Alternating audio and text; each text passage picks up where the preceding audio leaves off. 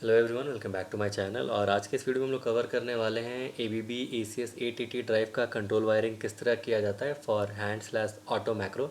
ये particular application macro सबसे ज़्यादा कॉमनली यूज्ड है और इसलिए hand slash auto application macro को हम एक दो स्लाइड में ब्रीफली समझेंगे, उसके बाद कंट्रोल वायरिंग पे आते हैं। So let's start the video.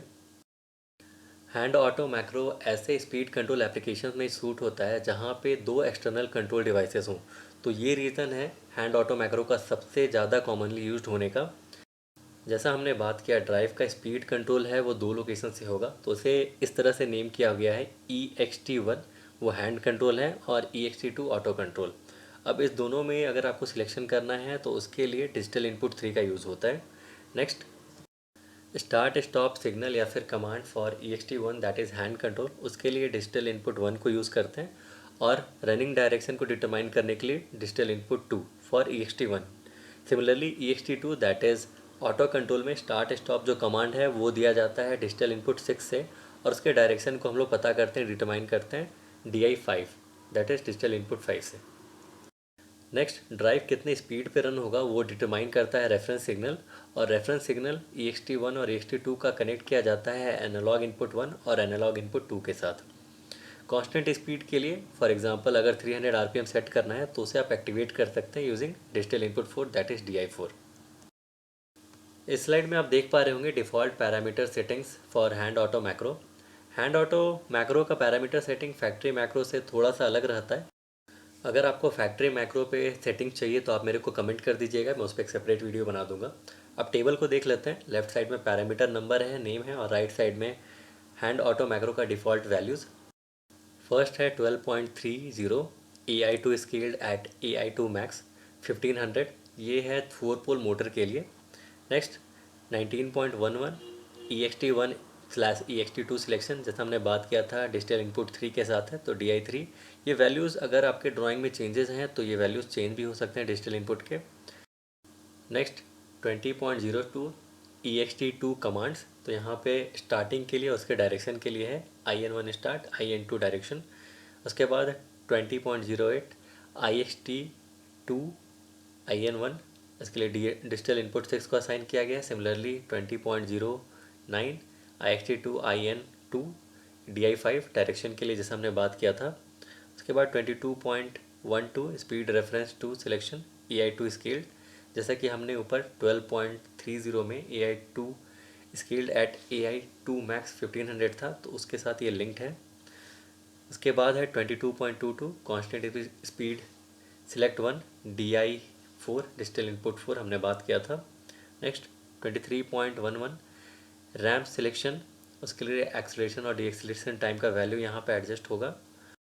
और लास्ट में है 31.11 फॉल्ट रीसेट सिलेक्शन, तो उसे हमने ऑफ करके रखा है। अब आते हैं हमारे कंट्रोल वायरिंग के मेन स्लाइड्स पे।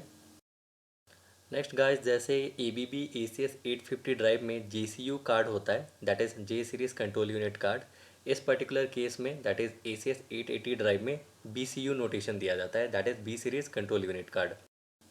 नेक्स्ट, BCU कुछ 10 सेक्शंस में डिवाइड रहता है जैसा कि आप यहाँ पे देख सकते हैं, और अगले स्लाइड से हम लोग एक एक सेक्शन को या फिर दो तीन सेक्शन कंबाइन करके स्टडी करेंगे कि कंट्रोल वायरिंग किस तरह किया जाता है।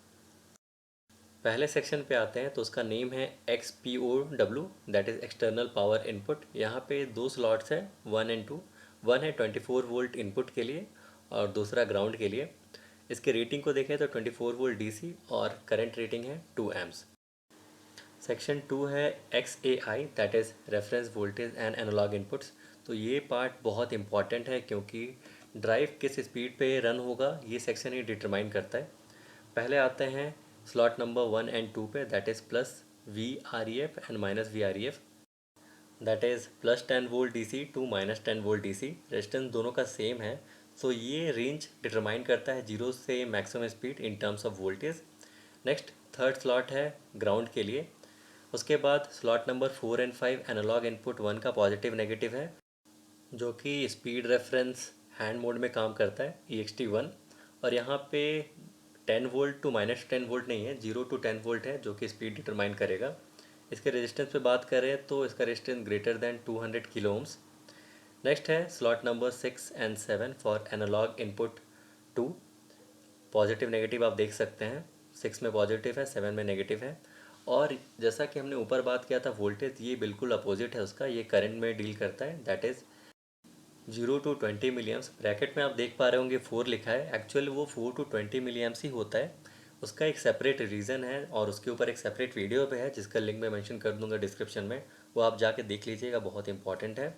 रेजिस्टेंस पे बात करें तो इसका रेजिस्टेंस ग्रेटर देन 100 ओम्स रहता है, यहाँ पे किलो ओम्स नहीं है बट 100 ओम्स है। नेक्स्ट सेक्शन है हमारा XAO, that is analogue output, ये भी बहुत इंपॉर्टेंट है। XAO का स्लॉट 1 एंड 2 एनालॉग आउटपुट 1 के लिए रहता है, जैसा कि आप देख सकते हैं स्लॉट 1 के अपोजिट में लिखा हुआ है AO1, और दूसरा ग्राउंड है। इसको बेसिकली मोटर स्पीड के लिए यूज़ किया जाता है। सेम यहाँ पे भी जो आउटपुट है वो मिली एम्प्स के टर्म्स में रहेगा, ये भी 4 to 20 रहता है, यहाँ पे 0 to 20 मेंशन किया गया है। रेजिस्टेंस पे बात करें तो इसका resistance less than 500 ohms. Next slot number 3 and 4, that is analogue output 2 है, AO2 आप देख सकते हैं, और ग्राउंड, और इसे मोटर करंट के लिए यूज़ करते हैं। नेक्स्ट क्वेश्चन आपका ये हो सकता है कि BCU में या फिर JCU में एनालॉग आउटपुट का सेक्शन क्यों प्रोवाइड किया रहता है। सो उसका रीज़न सिंपल है, जो ऑपरेटर कंट्रोल रूम में बैठा है या फिर साइट पे बैठा है, उसे ये पर्टिकुलर आउटपुट ही बताता है कि प्रेजेंटली मोटर या फिर ड्राइव कितना RPM जनरेट कर रहा है या फिर मोटर कितना करंट विड्रॉ कर रहा है। इसके लिए करंट ट्रांसड्यूसर्स होते हैं जो कि मिली एम्प्स को कन्वर्ट करते हैं RPM में या फिर करंट में। तो उस पर भी एक सेपरेट वीडियो है, सिलेक्ट का एक इक्विपमेंट आता है जिसमें आपको कन्वर्ट करके पता चल जाएगा RPM एंड करंट, उसका भी लिंक मैं मेंशन कर दूंगा डिस्क्रिप्शन में। नेक्स्ट है XD2D, that is drive to drive link. ये पर्टिकुलरली हमारे काम का नहीं है, तो इसको छोड़ के हम लोग अगले सेक्शन पे आते हैं। इस स्लाइड में मैंने 4 सेक्शन को कंबाइन किया है क्योंकि चारों एक से इंटरलिंक्ड हैं। सबसे ऊपर से आते हैं तो XRO1, XRO2 and XRO3, that is relay outputs हैं। तीनों रिले आउटपुट में 3 स्लॉट्स हैं, 1 2 3। पहला वाला है NC, that is normally closed, middle वाला है कॉमन, और थर्ड वाला है NO। तीनों जो रिले आउटपुट्स हैं वो डिफरेंट एप्लीकेशंस के लिए हैं। पहला है रेडी के लिए, सेकंड वाला है रनिंग के लिए, और थर्ड वाला फॉल्ट के लिए। उसका जो रेटिंग है वो आप देख सकते हैं, तीनों के लिए कॉमन है, 250 volt AC, 30 volt DC and 2 amps. BCU के इंटरनल रिले के बाद एक्सटर्नल रिले आप लेफ्ट हैंड साइड में देख पा रहे होंगे, जिसका ऑपरेटिंग वोल्टेज है 24 वोल्ट एंड ग्राउंड। BCU का जो 3 इंटरनल रिले है, that is ready, running and faulted, उसका जो स्लॉट नंबर 2 है कॉमन, वो तीनों कनेक्टेड है 24 वोल्ट DC से, वो आप देख सकते हैं XD24 जो हमारा अगला सेक्शन है वहाँ से। और उसका जो दूसरा पार्ट है रिले के साथ, एक्सटर्नल रिले के साथ, वो कनेक्टेड है XD24 का slot number 5, that is digital input output ground. So यहाँ से क्लियर है, लेफ्ट हैंड साइड में जो 3 रिलेज आप देख रहे हैं रेडी, रनिंग एंड फॉल्टेड के लिए, उसका सप्लाई वोल्टेज 0 to 24 वोल्ट है, और वो हमें मिल रहा है XD24 के स्लॉट नंबर 4 एंड 5 से। रिमेनिंग जो 3 स्लॉट आप देख रहे हैं XD24 में 1 2 3, वो हमारे किसी काम का नहीं है, तो उसको हम लोग इग्नोर करेंगे। एक पॉइंट यहाँ पे और इम्पॉर्टेंट है, जो राइट हैंड साइड में आप रिलेज देख रहे हैं BCU के अंदर वाला रेडी, रनिंग एंड फॉल्टेड, वो सेल्फ ऑपरेटेड रिले है। दैट मीन्स ड्राइव जब रेडी रहेगा तो यहाँ पे अगर आप स्लॉट्स को देखें 2 एंड 3 वो लाइन में आ जाएंगे। जो एक्सटर्नल रिले है लेफ्ट हैंड साइड में वो एक्चुएट हो जाएगा, वो हाई हो जाएगा। सिमिलरली जब ड्राइव रनिंग कंडीशन में आएगा तो वंस अगेन 2 एंड 3 वो लाइन में आ जाएगा। प्रेजेंटली NO है वो NC हो जाएगा, और जो एक्सटर्नल रिले है वो हाई हो जाएगा। सिमिलरली फॉल्ट के केस में 1 एंड 2 जो NC है वो ओपन हो जाएगा और बाहर इंडिकेट करेगा कि फॉल्ट हुआ है। इसके बाद XDIO, that is digital input output section पे आते हैं। तो ये प्रेजेंटली हमारे यूज़ का है नहीं, तो इसमें कोई कनेक्शन नहीं है। नेक्स्ट आते हैं one of the most important section पे, that is digital input XDI। तो ये भी 24 वोल्ट के साथ कनेक्टेड है फ्रॉम XD24, जैसा कि आप देख सकते हैं लेफ्ट हैंड साइड में। और इसका जो स्लॉट नंबर 1 है, डिजिटल इनपुट 1 को असाइन किया गया है स्टार्ट स्टॉप हैंड मोड में। उसके बाद स्लॉट नंबर 2 डिजिटल इनपुट 2 के साथ असाइन है फॉरवर्ड रिवर्स हैंड कंडीशन में, दैट इज़ EXT1 जो हमने पहले देखा था। थर्ड स्लॉट डिजिटल इनपुट 3 के साथ कनेक्टेड है, ये है हैंड या फिर ऑटो में आपको सिलेक्ट करना है तो उसके लिए। उसके बाद स्लॉट नंबर 4 पे आते हैं, वो असाइन किया गया है डिजिटल इनपुट 4 को DI4 कांस्टेंट स्पीड के लिए 1 = ऑन। और उसके बाद है slot number 5 that is DI5 digital input 5, जो असाइन किया गया है फॉरवर्ड और रिवर्स ऑटो के केस में। सिमिलर है डिजिटल इनपुट 2 जैसा, वहाँ पे हैंड था, यहाँ पे ऑटो है। और लास्टली DI6 स्लॉट नंबर 6 में कनेक्टेड है स्टार्ट स्टॉप ऑटो के केस में। फाइनली आगे हम लोग अपने लास्ट सेक्शन पे, that is XSTO safe torque of circuit है, जो कि हमेशा क्लोज कंडीशन में रहता है। टोटल 4 स्लॉट मिलेंगे उसमें, 1 and 3 and 2 and 4 लूप किया रहता है।